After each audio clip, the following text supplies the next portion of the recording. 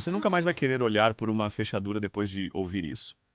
Um homem se hospedou em um hotel simples, mais antigo. O quarto era confortável, mas ele sentia algo estranho, como se estivesse sendo vigiado. Durante as noites, ele ouvia passos no corredor, mas toda vez que olhava pelo olho mágico e não havia ninguém. Até que uma noite, curioso, ele se abaixou e olhou pela fechadura da porta.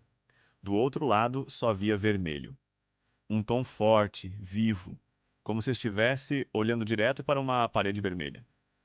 No dia seguinte, contou ao recepcionista o que viu. O homem ficou pálido, engoliu seco e disse: Você olhou pela fechadura? Anos atrás, uma mulher morreu naquele quarto. Desde então, o quarto foi lacrado. E o detalhe mais estranho é que quem a vê relata que os olhos dela são completamente vermelhos.